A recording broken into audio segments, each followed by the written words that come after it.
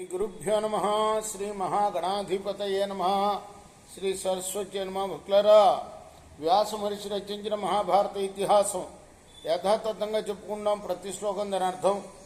ఇందులో భాగంగా నిన్నటి వరకు మనం ఆది సభ అరణ్య విరాట ఉద్యోగ భీష్మ ద్రోణ కర్ణ శల్య సౌప్తిక స్త్రీ పర్వాలనే 11 పర్వాలు పూర్తి చేశాం. 12వ శాంతి పర్వంలో 16 అధ్యాయాలు చెప్పుకున్నాం నిన్నటి వరకు. ఈరోజున 17వ అధ్యాయాన్ని చెప్పుకునే ముందు వ్యాస భగవాను ప్రార్థన చేసుకుందాం. వ్యాసాయ విష్ణు రూపాయ వ్యాస రూపాయ విష్ణవే నమో వై బ్రహ్మనిధయే వశిష్ఠాయ నమో నమః. నారాయణం నమస్కృత్య నరం చైవ నరోత్తమం దేవీం సరస్వతిం వ్యాసం తతో జయముధిరయే. సమర్థ సద్గురు సాయినాథ్ మహారాజ్ की जय.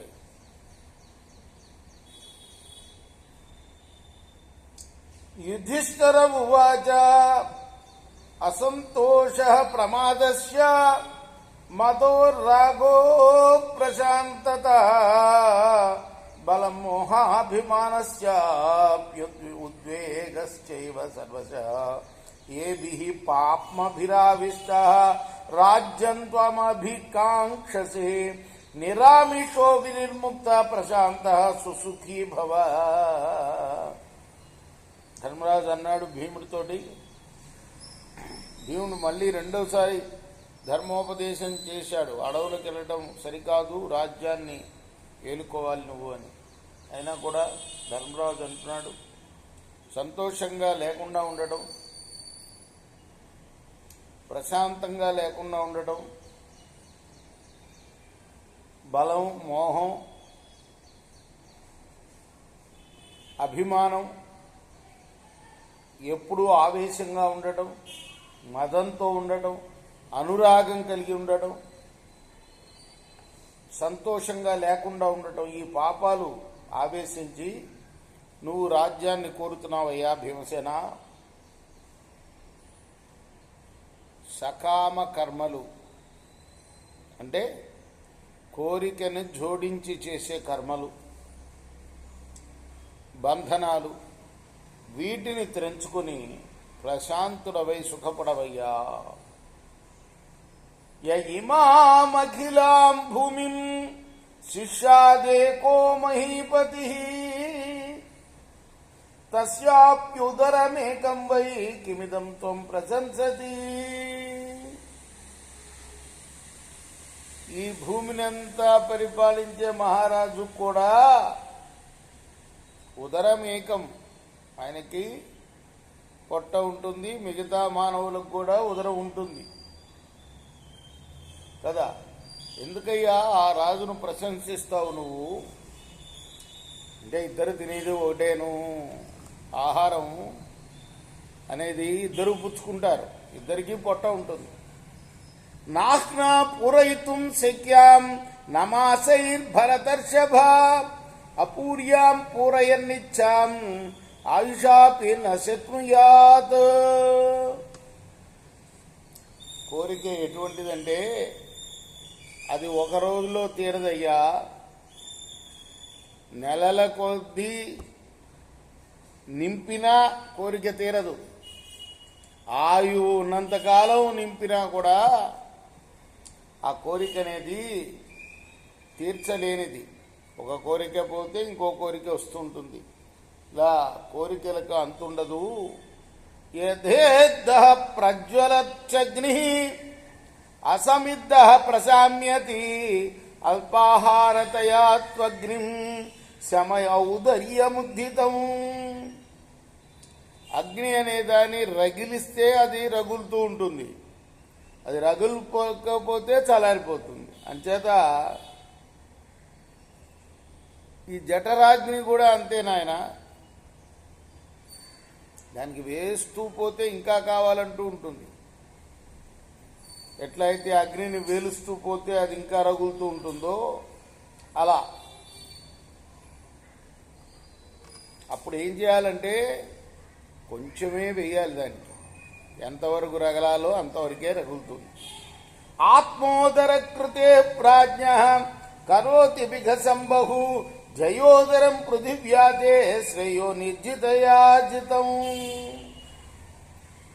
తెలివి తక్కువ వాడు మాత్రమే తన పొట్ట కోసం ఎక్కువ అన్నం కావాలనుకుంటాడు. అంచేత ముందు నువ్వు పొట్టను జయించవయ్యా, ఆ తర్వాత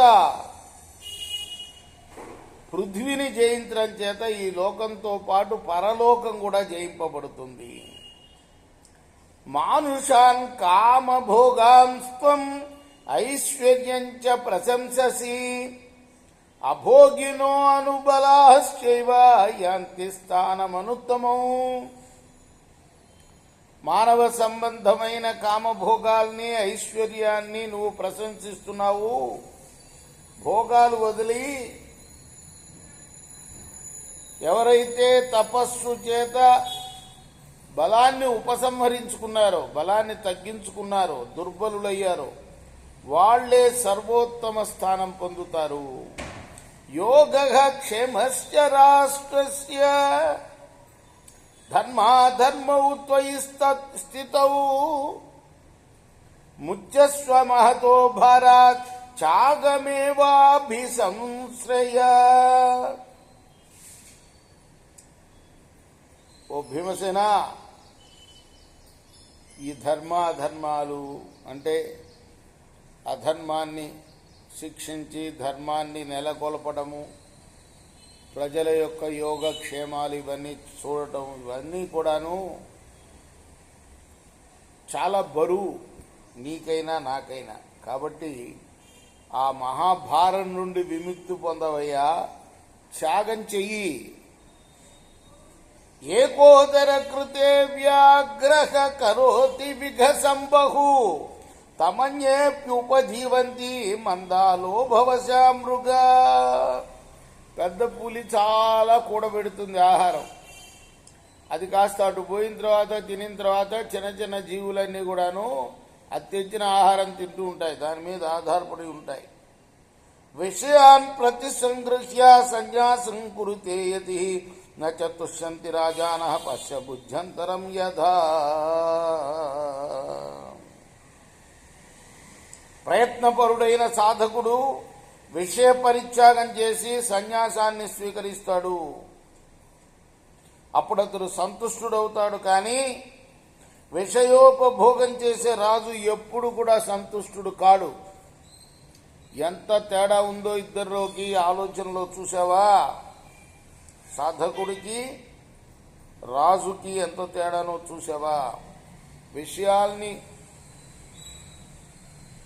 విషయాల్ని ఉపభోగం చేయటం రాజు చేస్తే, సాధకుడు ఏం చేస్తాడంటే విషయాల్ని పరిత్యాగం చేస్తాడు.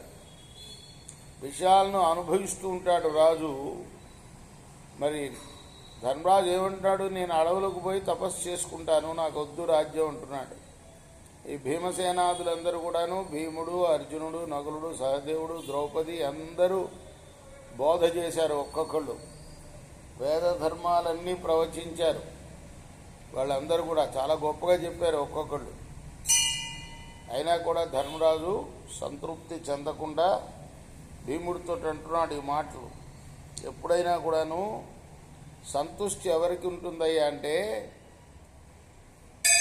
తపస్సు చేసేవాడికే. విషయాల్ని పరిత్యాగం చేసి సన్యాసం తీసుకున్న వాడికే సంతుష్టి ఉంటుంది. కానీ విషయాల్ని ఉపభోగం చేసేవాడికి, అనుభవించేవాడికి సంతుష్టి ఉండదు. ఎందుకంటే ఇవాళ ఒక విషయం అనుభవిస్తే రేపు ఇంకొక విషయం అనుభవించాలన్న కోరిక కలుగుతూ ఉంటుంది. కోరికలు పెరుగుతాయి కానీ తరగవు.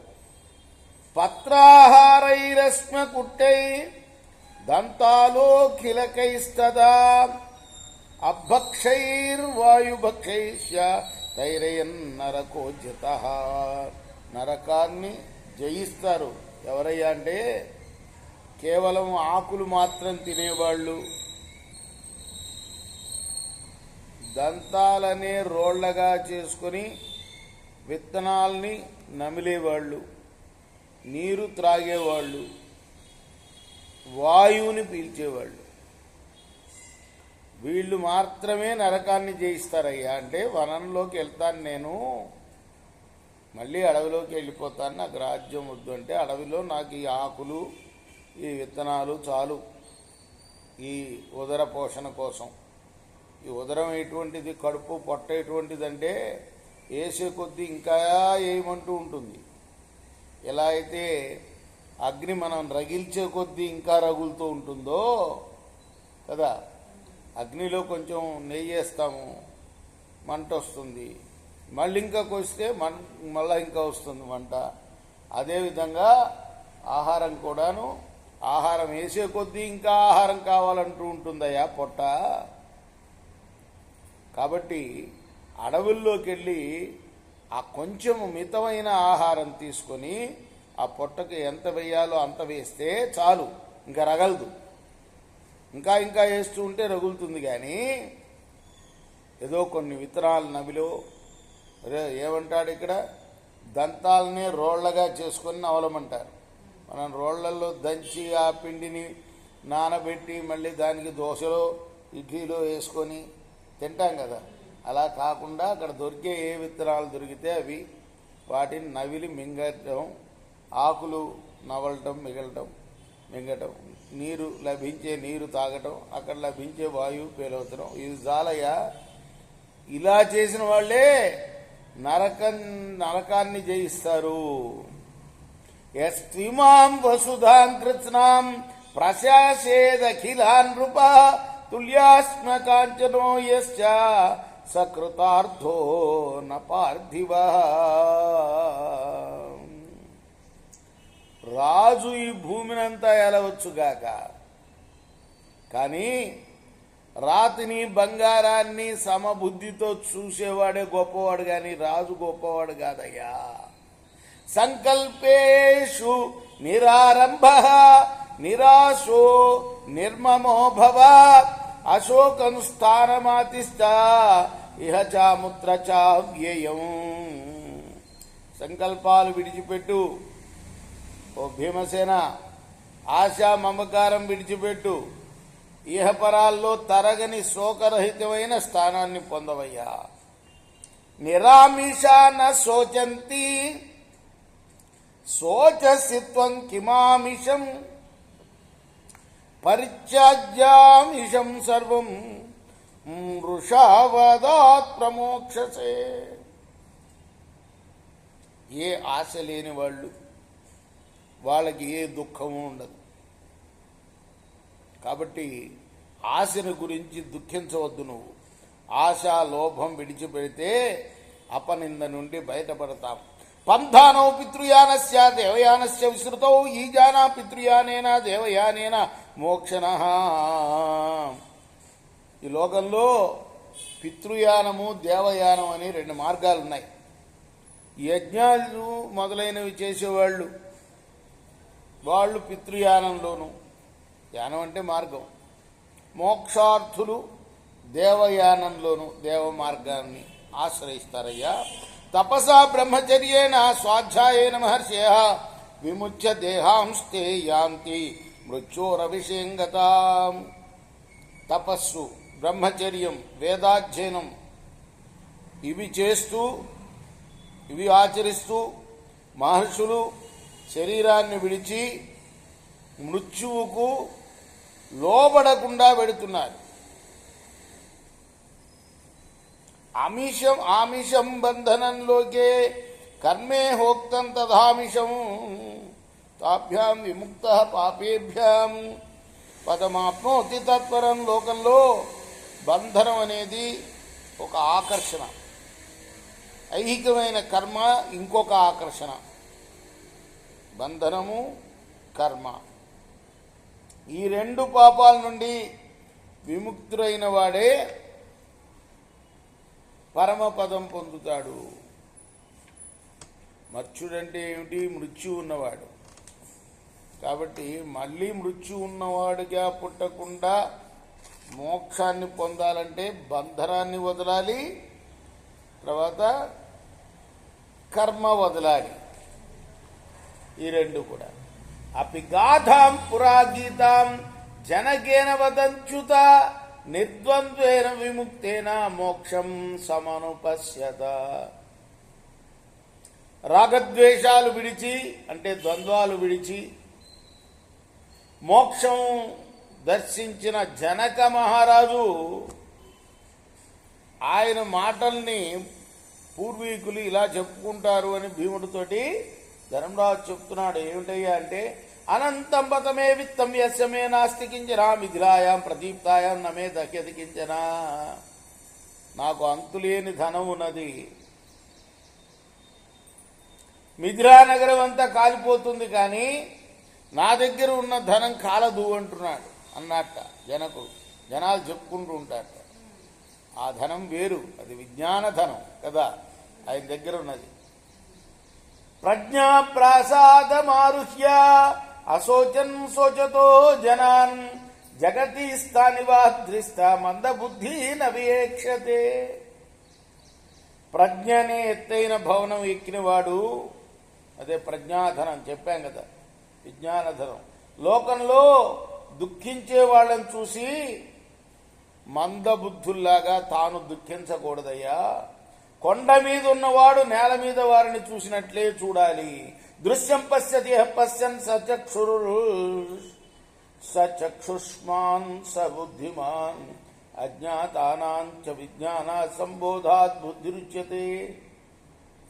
దృశ్యాన్ని చక్కగా చూడగలిగిన వాడే కన్నులున్నవాడు అంటే.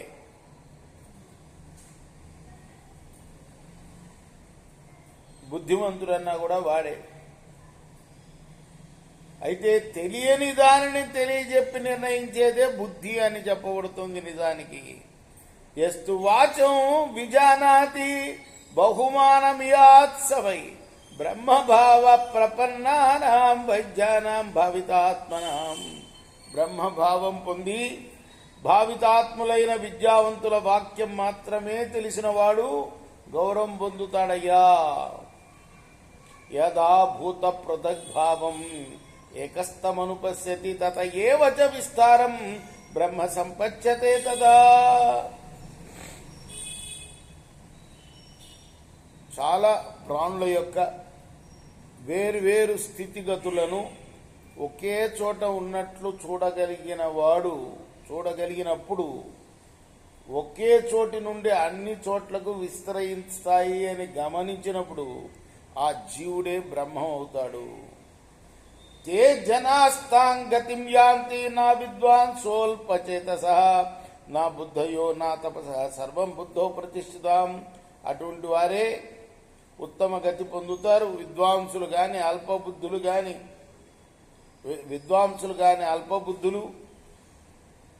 నా బుద్ధయో నా తపసః నా విద్వాంసోల్పచేతసః.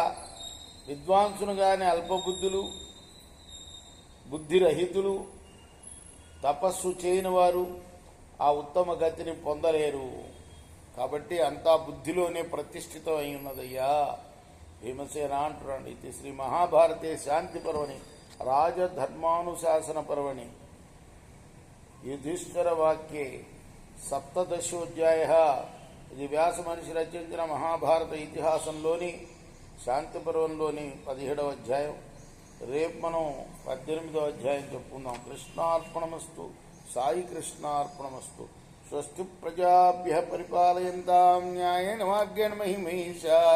గోబ్రాహ్మణేభ్యః శుభమస్తు. నిత్యం లోకాః సమస్తాః సుఖినో భవంతు.